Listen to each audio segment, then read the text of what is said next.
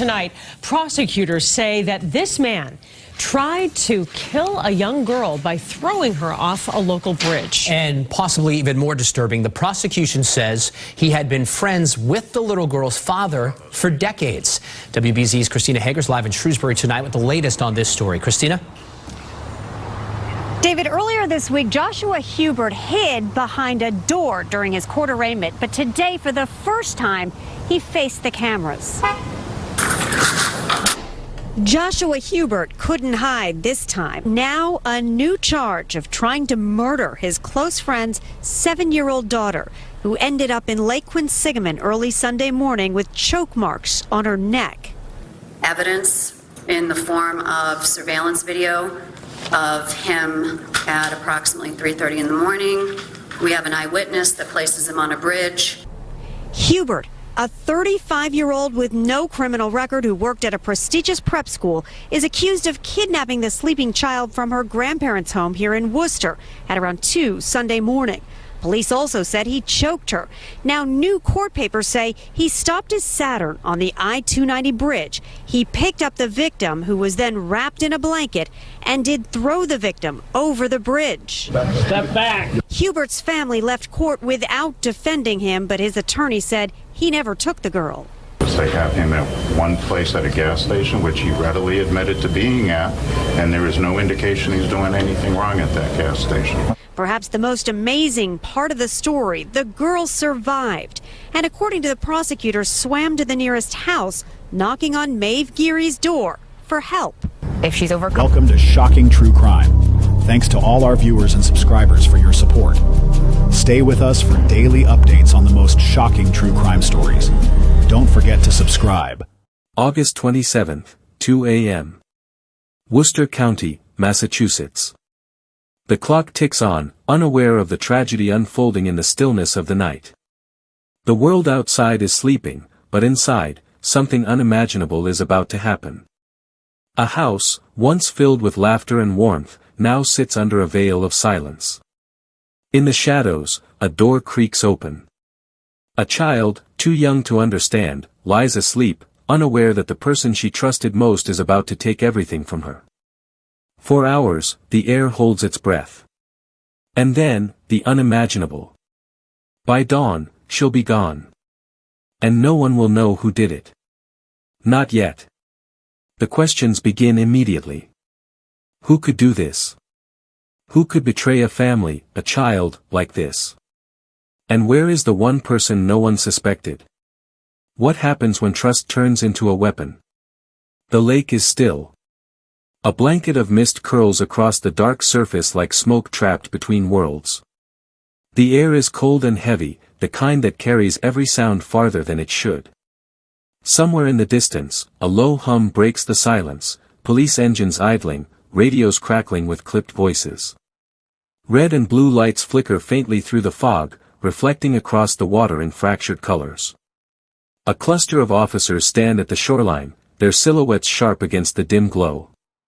None of them speak much. The morning feels wrong.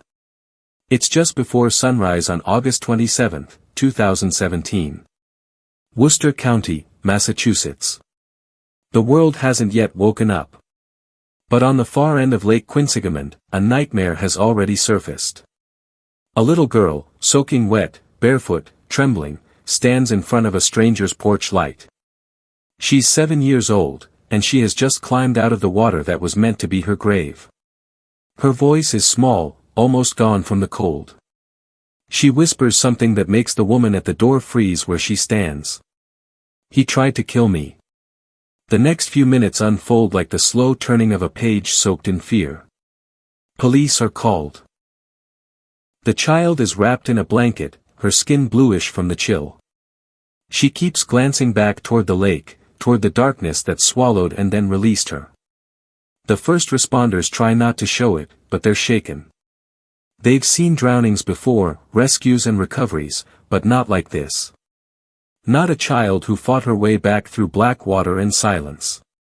Not one who looks at them with the calm confusion of someone who's already lived through something unspeakable. As the boats sweep across the lake, their searchlights cut through the fog, illuminating ripples that fade almost as quickly as they form. The officers expect to find evidence, a car maybe, a clue, but what they pull from the lake is nothing. Just the echo of what happened. Somewhere in the chaos, the girl speaks again. Her words are broken but clear enough. She says she remembers a face. Not the face of a stranger, not a shadow in the dark. A face she recognized. One that smiled at her before everything went black. The investigation begins at the shoreline.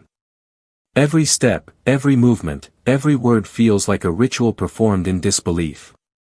Detectives trade theories in hushed tones, but nothing fits neatly. Who would do this to a child? The girl doesn't seem to understand what's being asked of her yet. She sits wrapped in a towel inside the ambulance, her eyes wide and far away. The paramedic tries to make her talk, to keep her awake. "You're safe now," he says. But the way she stares past him, toward the dark outline of the bridge above the lake, makes it hard to believe safety has meaning anymore. The bridge looms in the distance, its steel frame stretching across the mist like a memory refusing to fade. Beneath it, the water moves with quiet certainty. It hides things well. The officers search for tire tracks near the guardrails, footprints in the dirt, any trace that might explain how a little girl ended up there in the dead of night. The sun begins to rise, bleeding pale gold into gray. The beauty of it feels cruel. Because this morning, light doesn't bring warmth, it only makes the horror visible. The girl's words come back to the officers again and again, "He tried to kill me." She says it softly, as if she's still trying to convince herself it really happened. The detective kneels beside her, his notebook damp from the fog. "Who is he?" he asks gently. But the girl doesn't answer. She only shakes her head, clinging to the blanket like it's the only thing tethering her to this world. Her silence is not from confusion, it's from knowing. And that, somehow, makes it worse. By mid-morning, the scene has turned into a quiet storm of movement, crime scene tape fluttering in the breeze, the whir of cameras capturing evidence, officers marking coordinates on soaked ground. From above, it would look almost peaceful, but down here, everything feels heavy. Reporters begin to arrive, drawn by the rumor of a child surviving a fall from the bridge. Their voices break the silence, their curiosity turning into questions the police refuse to answer. The truth isn't ready for daylight yet. It's still trapped beneath the surface, waiting to be pulled out one piece at a time. Hours later, as investigators piece together what little they have, one question starts to echo among them: how did she live? A 7-year-old thrown from that height into dark, cold water should not have made it out. Yet she did. Some call it luck. Others call it something stronger, a will to live that defied reason. But survival, they know, always comes with a cost. The ambulance drives her away from the lake toward the hospital. She doesn't cry. She doesn't ask for her parents. She just watches the trees blur past, her reflection in the window pale and ghostly. The officer sitting beside her writes a note in his report: child appears calm. Eyes unfocused. Mentions seeing suspect's face before being thrown. He underlines the last part twice. Because that single detail changes everything. Back at the scene, a diver surfaces and shakes his head. Nothing, he says. No body, no weapon, no sign of the person who did this. The fog begins to lift, but the mystery only deepens. Who brought her here? Why her? And what could possibly turn a familiar face into a threat so violent it nearly ended her life? By noon, the headlines start to form. Child survives fall from bridge. Miracle at Lake Quinsigamond. But for the people closest to the case, there's nothing miraculous about it. There's only unease, a sense that the story behind this morning is far darker than anyone's ready to believe. In the police station later that day, detectives gather around a board filled with maps, photos, and scribbled notes. One of them points at the lake, then at a line tracing back toward the city. He came from somewhere, he says. He knew where to go. This wasn't random. Another adds quietly, and she knew him. That's the part that doesn't sit right. This wasn't a stranger danger story. It was something closer, something that reached inside the comfort of family and twisted it into fear. He looks up from his desk toward the setting sun, and for the first time all day, he allows himself to feel it, the weight of what that means. Trust, broken in the most violent way. A child pulled from death by her own will to live. And a question that no amount of evidence can fully answer: how could anyone do this? She said she saw his face, someone she trusted.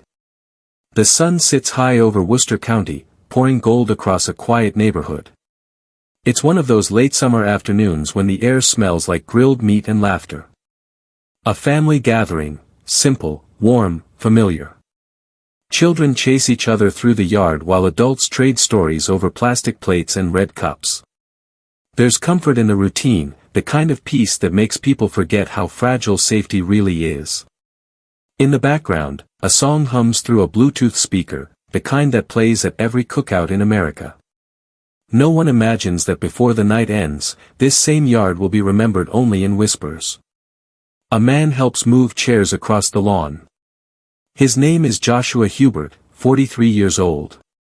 He's not a stranger here, he's family by familiarity, the kind of man everyone trusts without question. He jokes easily, moves confidently, and knows everyone's names. To the casual eye, he's one of the good ones. He laughs with Robert Brooks, the grandfather, and carries a tray of burgers to the porch with an easy smile. When he passes Aaliyah, Robert's 7-year-old granddaughter, he greets her with a wave and a soft pat on the shoulder. She grins back, her face lit by the same joy every child wears when surrounded by love and noise. No one at the cookout knew this would be the last night Aaliyah would ever sleep peacefully. As the day fades into evening, the small talk turns to local gossip. Someone asks Hubert about work, he mentions hours being cut, bills piling up. His tone is calm, but there's something under it, a flicker of bitterness. Robert laughs it off and claps him on the back, telling him to stay positive. Hubert nods, smiling thinly. Yeah, he says, I'm working on it.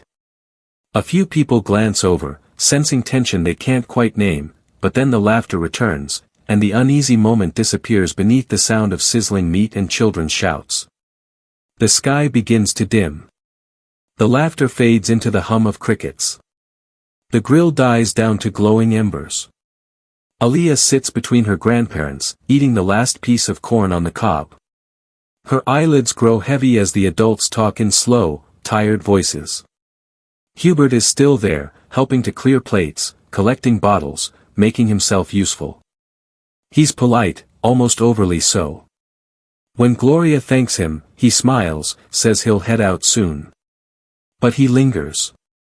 There's something about his calm that doesn't fit the quiet anymore. It's too still, too deliberate. Trust is the easiest thing to give when everything feels right.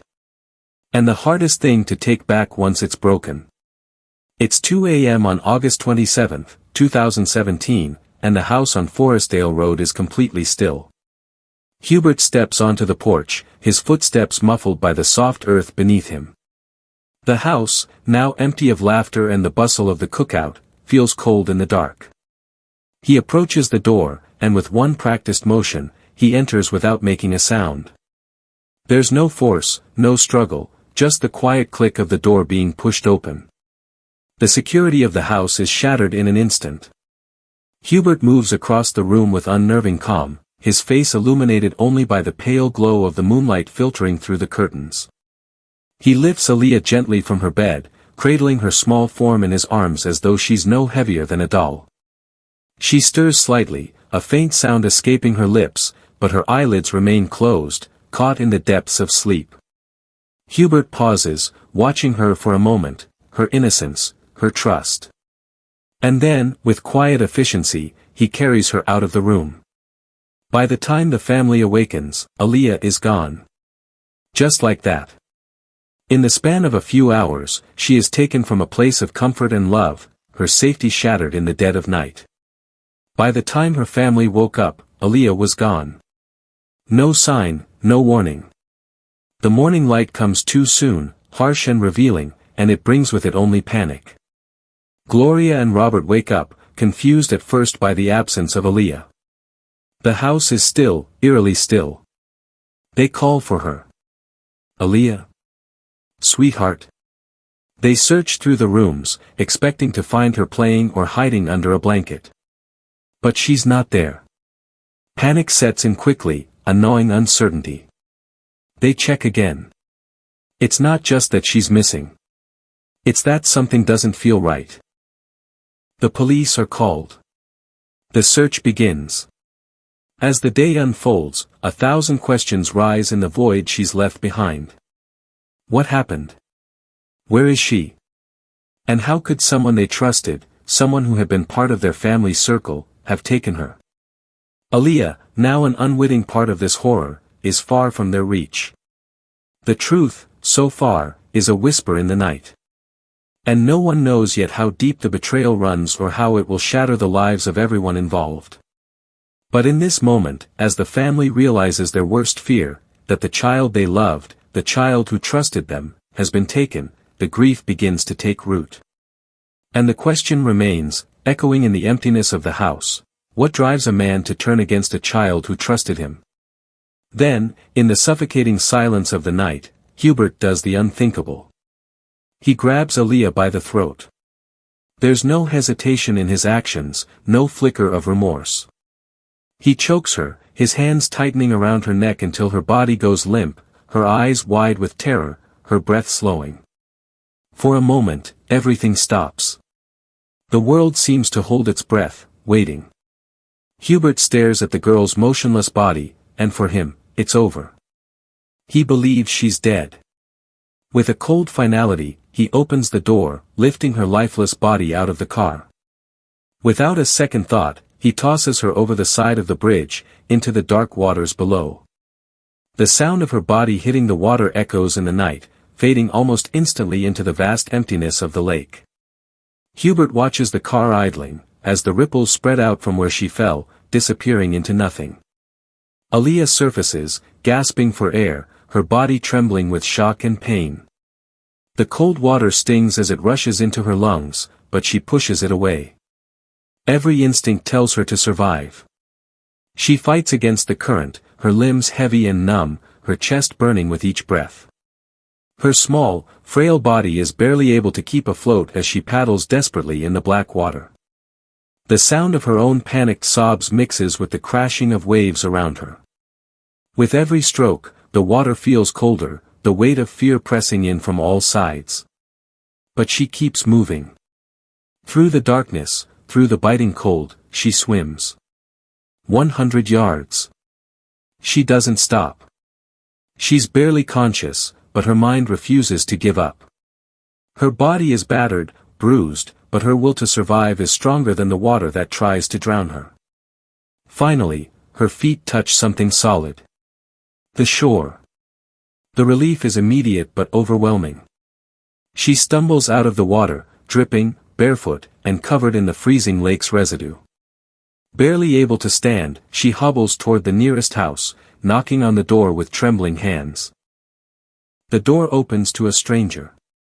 His eyes widen in disbelief as he sees the soaked, terrified child standing before him. He ushers her inside, wrapping her in a towel, calling for help. The panic is clear in his voice, but the girl doesn't speak.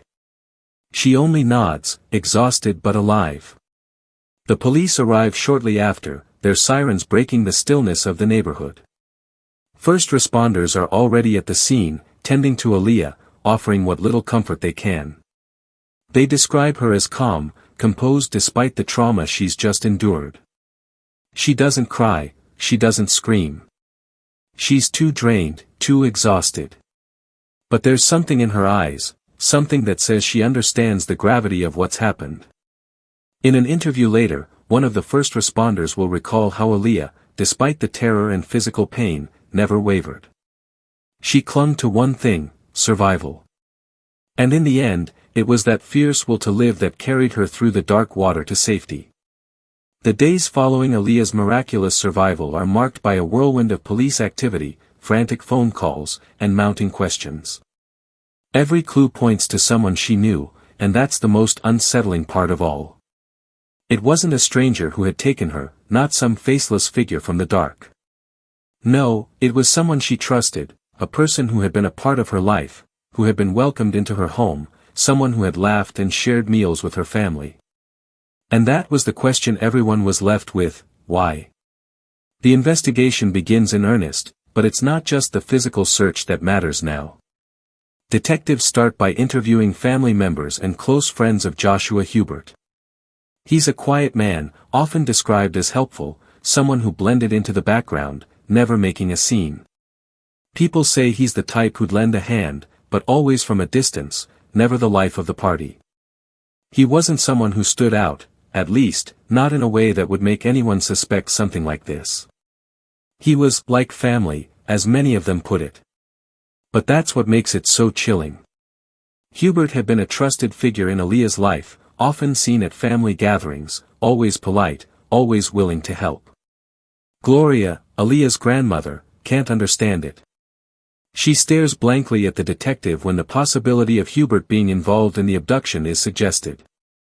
Joshua? No.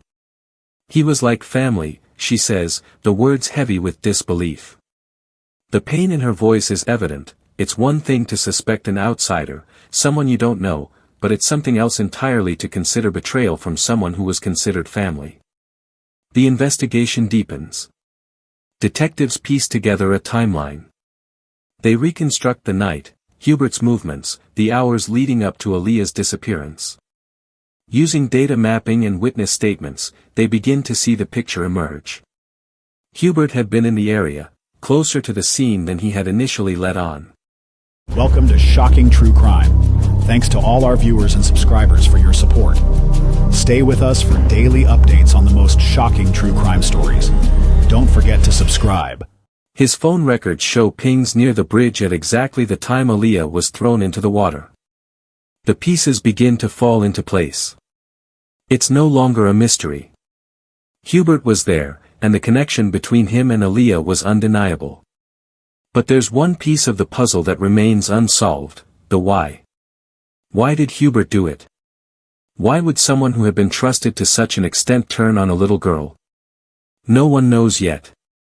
The investigators turn over every stone, hoping that one clue will break through the silence and reveal the twisted reasoning behind the act. But for now, all they have are the facts, and the facts point straight to Hubert. An emotional moment comes when Aaliyah, now recovering physically but still shaken, is asked to identify Hubert in a photo lineup. She's only 7, but the weight of her decision is immense. Her hand hovers over the photograph for a moment before she finally points, her tiny finger trembling. It's him. It's Joshua Hubert, the man she had trusted, the man who had been a part of her life for as long as she could remember. The detectives exchange glances, their expressions grim. There's no relief in the moment. There's no satisfaction in knowing they have the right man. There's just the slow realization that a monster can wear the face of someone you know. The question hangs in the air, heavy with implication: how do you face the truth when it wears a familiar face? How do you reconcile the image of a man who was once seen as a friend, a part of your family, with the monster who nearly took a child's life? The truth has arrived, but it's more terrifying than anyone could have imagined. And with it comes the understanding that sometimes, the ones we trust the most are the ones who hurt us the deepest. The morning after Aaliyah's identification of Joshua Hubert, the news broke.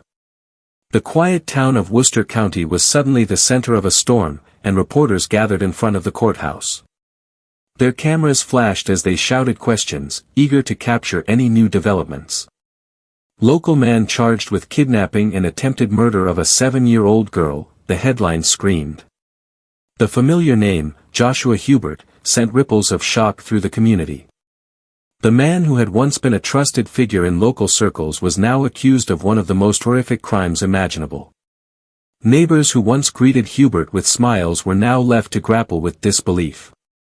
"I just can't believe it," one neighbor says, standing outside their front door, her face twisted in confusion. "He was always polite, you know. Always helped out." The man everyone thought they knew was now accused of the unimaginable. As the investigation continues, Hubert's background is explored.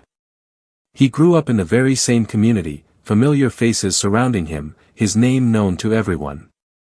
Hubert wasn't a stranger to the law. He had a few minor offenses in his past, some petty thefts, a few unresolved disputes, but nothing that would have flagged him as a threat. No violent tendencies, no history of aggression. For all intents and purposes, he was just another small-town man living in a small-town world.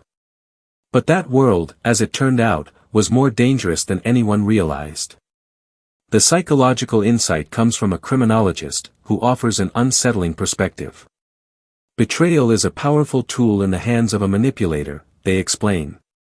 When someone you trust turns against you, it's not just an act of violence, it's an act of power. Hubert, by all accounts, had established himself as a safe person in the eyes of the community. That's why it's so hard for people to accept this. The expert continues, exploring the concept of trust as currency in human interactions, and how people like Hubert often thrive in environments where trust is easily given but easily betrayed. In these cases, the abuser often feels entitled to break that trust, to assert power over those who are vulnerable. The chilling reality of this insight sinks in. Just when the community thinks they understand the depths of the crime, a leak from the investigation shakes everything again. A new charge emerges: aggravated rape. The police are tight-lipped about the details, but the implications are enough to send shockwaves through the town. Was there more to this crime than anyone had dared to believe? The whispers begin. Was Hubert's violence, in fact, fueled by something darker? Something far worse than what anyone had imagined. A possible sexual motive now hangs over the case, casting a long shadow over everything they thought they knew about him. The suspicion is clear, but the truth is still out of reach, floating just beyond the surface. 8 years later, she faced the man who tried to silence her forever. Aaliyah's testimony is the most painful part of the trial. As she speaks, her voice trembles. She is still a child in so many ways, but she is also a survivor forced to relive her trauma before strangers. The courtroom sketches show her pausing, her face contorting in pain as she recalls the moment Hubert's hands tightened around her throat. She speaks slowly, the words heavy as she describes the suffocating fear that overwhelmed her, the darkness closing in. He tried to kill me, she says, her voice barely audible. In the eyes of the law, intent is everything, and Hubert's intent was death. The defense may try to chip away at the details, but the evidence speaks louder than any inconsistency. Hubert's actions that night were deliberate. He meant to kill her. It's clear now. The question is no longer about what happened, it's about whether justice will be served. The verdict is delivered with a heavy, undeniable weight: guilty on all counts of attempted murder by drowning, attempted murder by strangulation, and kidnapping. But there's a chilling moment of silence when the charge of rape is acquitted. The jury was not convinced, and the uncertainty of the case leaves a lingering bitterness in the air. It's a blow, a reminder that even when justice seems to have been done, the wounds of the crime can never fully heal. Hubert sits there, expressionless, his face a mask of cold indifference. He doesn't react, doesn't flinch as the judge announces his sentence: 28 to 30 years in prison. There's no joy in the room, no celebration. The family, though relieved that Hubert's sentence has been handed down, remains haunted by the trauma. Can justice ever truly heal what was broken that night? The answer remains elusive, as the courtroom empties. For Aaliyah, for her family, and for everyone who's been touched by this story, the answer will come only with time. Justice was served, but peace was not. Though the trial had ended and Hubert was sentenced to 28 to 30 years in prison, the scars of the past didn't vanish. For Aaliyah, her family, and the community, the legal victory was just the beginning of a much longer journey. Hubert's lawyer, unsatisfied with the verdict, immediately filed for an appeal, citing inconsistencies in the cell phone data used during the trial. The defense team insisted that the timeline presented by the prosecution was flawed, arguing that it could have been impossible for Hubert to be at the scene at the exact time of the crime. But no matter how many times the case was reviewed, the one undeniable fact remained: Hubert was guilty of kidnapping, attempted murder, and the violence he inflicted on Aaliyah. Yet the appeal was filed, and it cast a shadow over the initial sense of justice. What does survival mean when the memory never fades? How does a young girl move forward after such a violent betrayal? How does one heal from the kind of trauma that lives in the marrow of your bones, that sneaks into your thoughts when you least expect it? The scars, both visible and hidden, will always be with her.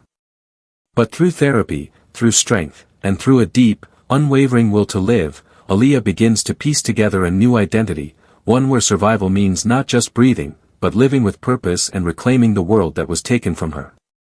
In addition to survivor guilt, the community is forced to reckon with its own crisis of trust. Betrayal within a family circle isn't just about the victim, it's about everyone who believed in the perpetrator, everyone who was deceived. Hubert's actions cut through the very foundation of what it meant to be a part of this tight-knit community. Trust once built on shared experiences now lies in tatters. Family and friends are left to question, if we couldn't trust him, who can we trust? The erosion of this trust doesn't just affect those directly involved, it reverberates through every relationship, every interaction, creating a fissure in the very fabric of the community. This was more than a crime, it was a mirror held up to every community that believes evil has a look. It doesn't. The narrative shifts here, the chilling truth that evil can wear the face of someone who fits perfectly into the world around you. Hubert didn't look like a criminal. He didn't act like one. He looked like someone you could trust. 8 years later, the water still remembers. It remembers the fear, the fight, and the fragile breath of a little girl who refused to die. Joshua Hubert remains incarcerated. His appeal is pending. Aaliyah's life, however, has not paused. Now in her teens, says she's finally learning to sleep without the nightmares. This is not just the end of the case, it's the beginning of Aaliyah's new life. The nightmares may never fully vanish, but she's beginning to find peace again. Slowly, over time, she's reclaiming the parts of her life that were stolen. Her strength, once tested by unimaginable fear, now drives her forward. It's an ongoing journey, one where healing is not linear, but it is real. If survival is strength, what does forgiveness look like? This question hangs in the air, unresolved, challenging the audience to reflect on what it truly means to survive, and to forgive. The story of Aaliyah, of her strength, her courage, and the path she's walked toward healing, is a reminder that survival is not just about living, it's about reclaiming what was lost and finding peace within the fragments of a broken world. Welcome to Shocking True Crime. Thanks to all our viewers and subscribers for your support. Stay with us for daily updates on the most shocking true crime stories. Don't forget to subscribe.